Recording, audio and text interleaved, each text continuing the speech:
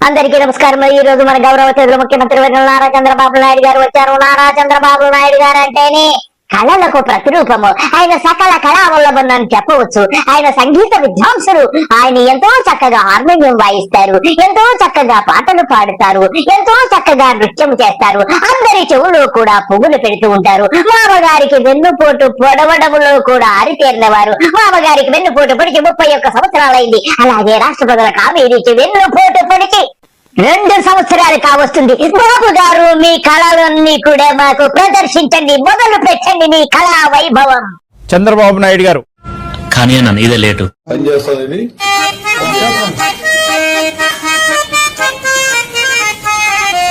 బాబు గారు మీరు చెయ్యి పెడితే హార్మోనియం ఏమిటి, ఆరహర బ్రహ్మాదులే దిగి వచ్చేస్తారు. మీ యొక్క నటనకు ఎవరు సమానులు బాబు గారు? మీరు అడుక్కోవడం ఆపేసి తర్వాత విషయంలోకి వచ్చి చక్కగా పాటలు పాడతారని తెలుసు. ఒక్క పాట పాడి మా ప్రేక్షకులందరినీ కూడా రంజింపచేస్తారనుకుంటాను. మొదలు పెట్టండి మీ పాటల పంచాంగం. రైతు బంధు గోవిందా, రైతు బీమా గోవిందా, రైతు రుణమాఫీ గోవిందా, బోనసిచ్చుడు గోవిందా, గోవిందా హరి గోవిందా, అన్ని పథకాలు గోవిందా. రైతు బంధు గోవిందా, రైతు బీమా గోవిందా, రైతు రుణమాఫీ బాబు గారు ఎంతో చక్కగా పాట పాడి రాష్ట్ర ప్రజలందరినీ పులకింప చేశారు. మీరు అబద్ధాలకు బ్రాండ్ అంబాసిడర్ కాబట్టి ఎంతో చక్కగా మిమ్మల్ని మీరే ఆవిష్కరించుకోవడం నాకు చాలా ఆనందముగా ఉంది. మీకు సర్వమతాలు సమానమే అని నాకు తెలుసు. అలాగే మీరు బైబిల్ పఠనం ఎంతో చక్కగా చేస్తారని తెలిసింది. కొంచెం బైబిల్ పఠనము కూడా మా ప్రేక్షకులకు, మా రాష్ట్ర ప్రజలకు కొంచెం వినిపించండి. 23 కీర్తన 23 ఒకసారి చూసినప్పుడు, యెహోవా నా కాపరి, నాకు లేమి కలుగదు. పచ్చిక గల చోట్లను ఆయన నన్ను పరుండజేయుచున్నాడు. ఏమన్నారు బాబు గారు? యెహోవా నా కాపరి, నాకు లేమి కలుగుదు. నీకెందుకు లేమి కలుగుతాది? 45 సంవత్సరాల నుంచి రాష్ట్రాన్ని దోచుకొని హెరిటేజ్ అనేటువంటి ఒక డమ్మీ కంపెనీ పెట్టి కోట్ల రూపాయలు కొల్లగొట్టావు. ఇంకేమన్నావు? పచ్చిక గల చోట్ల నిన్ను పరుండ పెడతారా? ఎందుకు పరుండ పెట్టాడు ప్రభువు? నిన్ను అక్కడే పరుండ పెడుతున్నాడు. నిన్ను, నీ కొడుకుని, నీ భార్యని హెరిటేజ్ కంపెనీలో పచ్చిక బయళ్ళలో పండబెట్టి కోట్ల రూపాయలు ఆర్జించారు. సిగ్గులద్దా ఇడిచిపెట్టేశావు నువ్వు. ఇకపోతే నువ్వు పెద్ద డాష్ అని కూడా ప్రమాణం చేశావట. ఆ డాష్ స్టోరీ ఏమిటో ఒక్కసారి చూద్దాము. బాబు గారు మీరు ఎలా డాష్ అయ్యారు కొంచెం చెప్పండి. డాష్ అను నేను తెలుగుదేశం పార్టీ.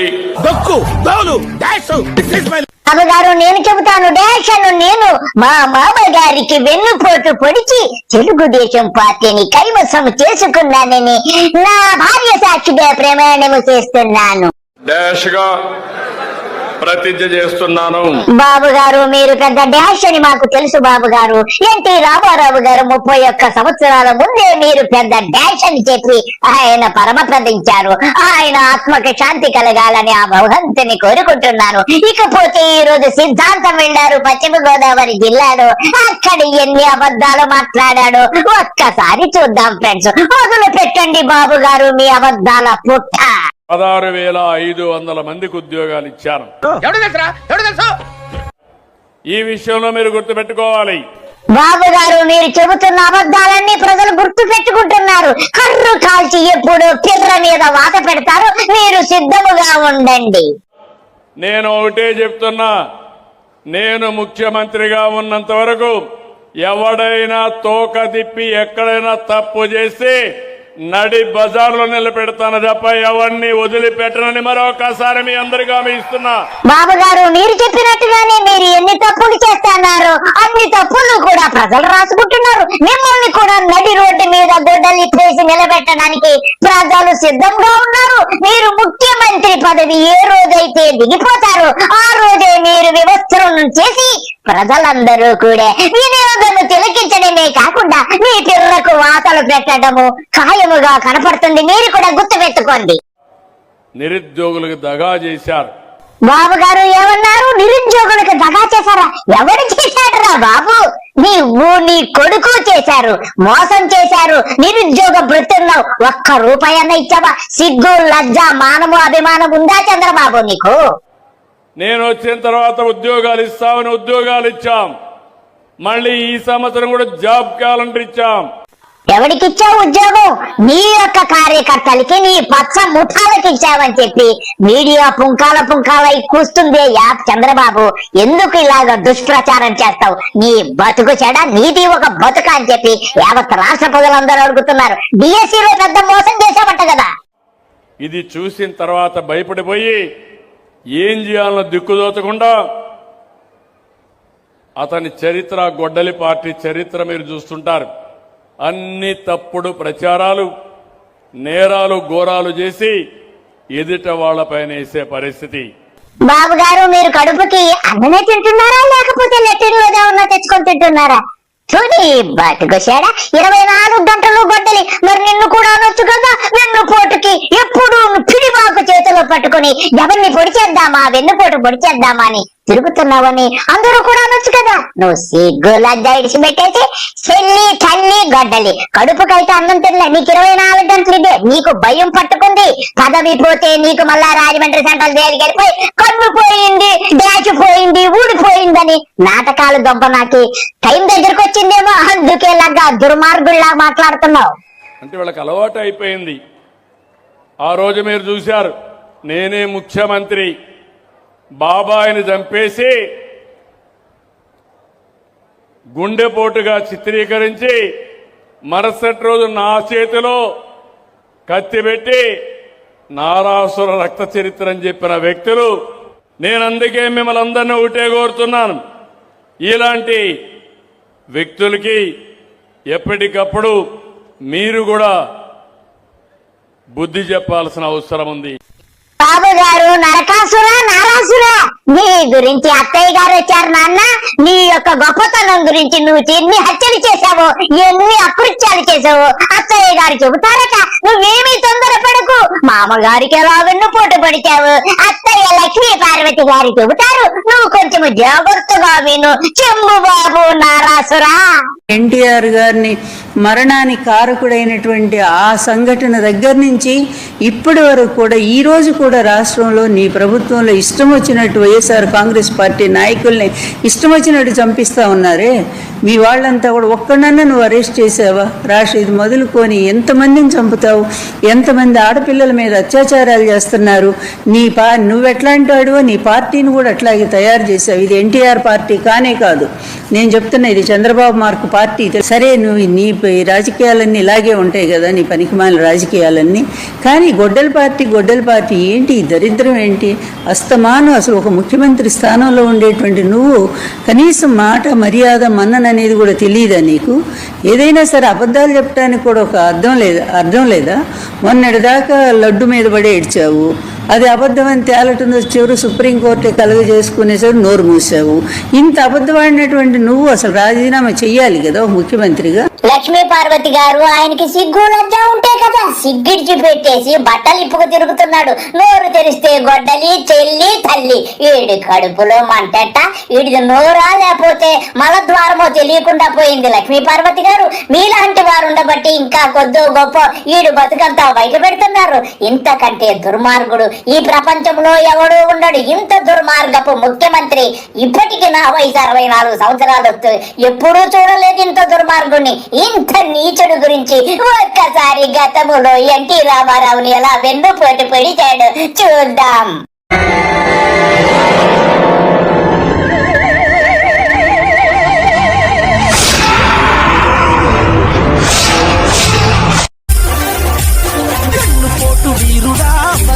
శూరుడా, నీకు నీవే సాటిరా, మామనెప్పటి చాపురా. అన్ని చేయాలని ఆశ ఉంది, కానీ గల్లా పెట్టి చూస్తే ఖాళీ అయిపోయింది. దగా మోసం నమ్మించి వెన్నుపోటు పొడిచారు,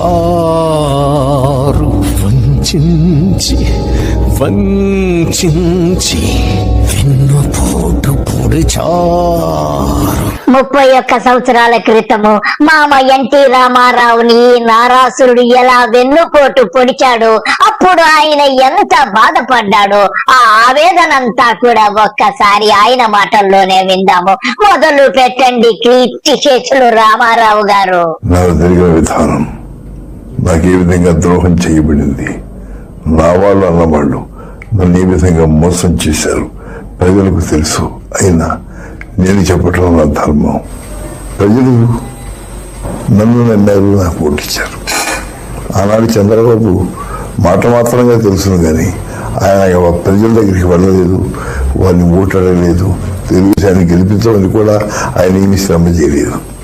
ఆయన చేసినదల్లా ఒక్కటే, ఎవరిని ఏ విధంగా లోపరుచుకోవాలో, ఏ ప్రలోభంతో ఎవరినైతే తన వాడిని తిప్పుకోగలవాలో ఆ విధంగా ప్రయత్నించాడు ఆయన. అయినప్పటికీ వారందరూ కూడా చంద్రబాబు ప్రలోభానికి ఈనాడు లోనయ్యారు అంటే ఏ విధమైనటువంటి ప్రలోభాలతో వారు లోపరుచుకున్నాడు అది ఆలోచించాలని నేను మీకు చెప్తున్నాను. ఆ ప్రలోభం పెట్టిన వాడిది చంద్రబాబుది. కేవలం చంద్రబాబు తను చేసిన దుర్మార్గాన్ని, తను చేసిన దురభిమానాన్ని, తను చేసినటువంటి దుర్విధానాన్ని కప్పిపుచ్చుకోవడానికి ఇవన్నీ కూడా వేస్తున్న ఎత్తులు, చేస్తున్న తంతులు. 1983 అప్పుడు మరి ఆయన ఓడిపోయారు. సామాన్యమైనటువంటి అభ్యర్థి చేతుల్లో. మరి తర్వాత చివరికి తన స్థానం, తన ఉన్నటువంటి నియోజకవర్గం వదిలిపెట్టుకుని వేరే ఒక చోటుకి అక్కడి నుంచి ఈనాడు వస్తున్నాడు. కానీ తను ప్రజాస్వామ్యంలో ప్రజాప్రతినిధిగా ఈనాడు నేను వచ్చానని చెప్పడానికి అర్హత లేనే లేదు. మరి అప్పటి నుంచి కూడా మరి ఏ విధంగా నేను గౌరవించాను. ఒక యువకుడు ప్రోత్సహించాలి, మంచి పని చేయించాలి, ఇతని చేత ప్రజా సంక్షేమాలను చేయించాలనే ఉద్దేశంతోనే ఆయన నేను వస్తానంటే అందరూ వద్దన్నా తిరిగి పట్ల చేర్చుకున్నాను. నన్ను అన్నాడు మాటలు అన్నది కూడా చెప్పారు, మిమ్మల్ని ఇట్లా అన్నాడు, మీరు నాకు దేవుడు లాంటి వారు మాకు, కాబట్టి మేము సహించమని చెప్పి తెలుగుదేశంలో ఆనాడు ఉన్నటువంటి శాసనసభ్యులు, మంత్రివర్యులు అందరూ చెప్పారు నాకు. కానీ నేను చెప్పాను, యువకుడు చూద్దాం, ప్రోత్సహిద్దామని. ఈనాడు ప్రజల ముందు ఆయన ముఖ్యమంత్రి అని అనుకుంటున్నాడేమో, ప్రజలు ఏ విధంగా అనుకుంటున్నారు జ్ఞానంతో కళ్ళు తీసి ఒక్కసారి చూడమనండి. మాకు ఇటువంటి బిడ్డ కలగకూడదు, ఇటువంటి వాడు మా కుటుంబంలో పుట్టకూడదని ప్రతి వాడు అనుకుంటున్నారు. ఇంత నీచత్వానికి ఎందుకు రావాల్సి వచ్చింది? దేనికి వచ్చారు? కేవలం డబ్బు కోసమా, అధికారం కోసమా, మరి నా వంటి వాడిని మోసం చేసి మాయ చేయడం కోసమా? ఇది నాకు తెలియకాదు ఈ ఘాతకం జరుగుతోందని నాకు తెలుసుకున్నాను. గోడ చాటున ఏ విధంగా తలుపులు మూసుకొని ఏ విధంగా ఆనాడు మంత్రాలు జరిగినాయి ఒకసారి అడుగుతున్నాను. పత్రికా ప్రతినిధి కూడా, పత్రికా మరి యజమాని కూడా ఆ రోజున వచ్చి చెయ్యికెళ్ళి పెట్టిన దురదృష్టం వచ్చింది అంటే ఏ విధమైనటువంటి కుతంత్రం నా మీద జరిగిందో ఒకసారి ఆలోచించుకోవాలి. మనవి తను ఇంచుమించుగా నా రక్తం మంచుకు పుట్టిన నా కూతురిచ్చి బడి చేస్తే తండ్రి లాంటి వాడిని, ఇంచుమించుగా లాంటి వాడిని ఏ విధంగా మోసం చేశాడో ఒకసారి మనసులో వాడితే మనసుతో ఆలోచించమని నేను అడుగుతున్నాను. వాడు చరిత్ర మరువదు, ఎప్పుడూ జరిగింది. ఒకప్పుడు మరి మొఘల్ సామ్రాజ్యం టైంలో ఆ రోజున తండ్రిని జైల్లో పెట్టి అన్నంని చంపించాడు ఔరంగజీబ్ అన్నారు.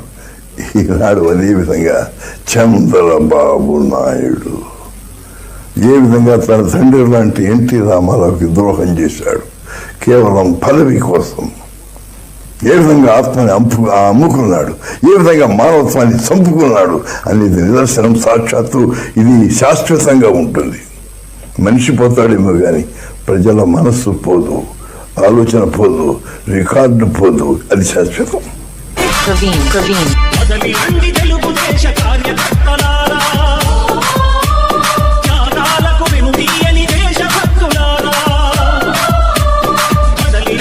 నందమూరి ఆశయ రథ సారథ్యం మీదే, చంద్రబాబు స్వర్ణాంధ్రకు నిర్మాతలు మీరే. పగదురే ఈ పార్టీ రే చంద్రబాబుగా బస్సు ఛార్జీలు లేకుండా చేసి యూరియా బస్తాకు 500 పెట్టినావా? లంజనావట్ట. ఒక్కొక్కసారి యూరియా బస్తా 500, అమోనియా 1500, 2000. ఇంకా ఏంది పొలాలు వేసుకొని బతకాలా? లంజ కొడుకులు దాచిపెట్టుకొని అమ్ముకుంటున్నారు నా కొడుకులారా.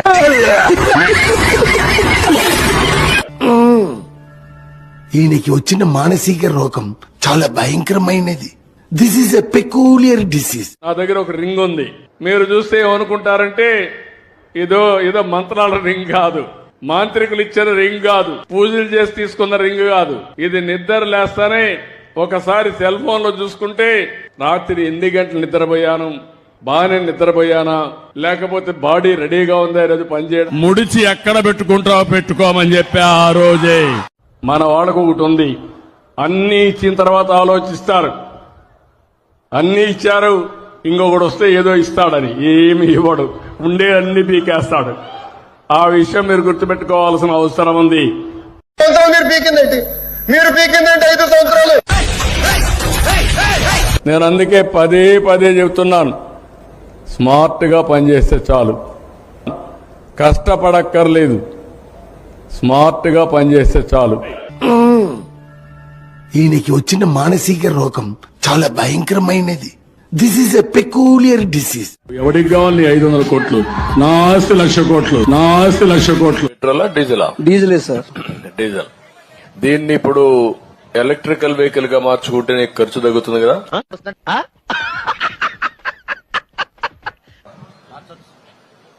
ఇంజిన్ మారిస్తే సరిపోతుంది కదా, ఇంజిన్ మారిస్తే సరిపోతుంది కదా.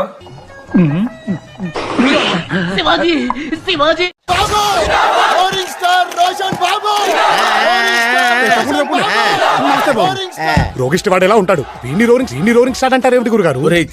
నువ్వు కొంచెం నోటుతో తగ్గించాలరా. చూశారు కదా ఫ్రెండ్స్, ఈ యొక్క ప్రతివ్రత శిరోమణి అయినటువంటి నారాసురుడు ఎంత చక్కగా నీతులు చెబుతున్నాడో. చేసేవన్నీ వెన్నుపోట్లు పొడి చేసి, ఎవడు కనపడితే వాడికి వెన్నుపోటు పొడి చేసి పూర్తిగా దోచేసుకున్నటువంటి ఒక దోపిడీదారుడని చెప్పడంలో ఎంత మాత్రం సందేహం లేదు. ఇంత నీచ రాజకీయ నాయకుడు ఈ ప్రపంచంలో మీరు మైక్రోస్కోప్ లో ఎతికినా గానీ దొరకడని నాకు అర్థమవుతుంది. ఈ దుర్మార్గపు ముఖ్యమంత్రికి మరి ఎన్ని రోజులు ఉన్నాయో తెలియదు గాని ఎప్పుడు పోతాడా అని యావత్ రాష్ట్ర ప్రజలు ఎదురు చూస్తున్నారు. అందరికీ నమస్కారము, బాయ్.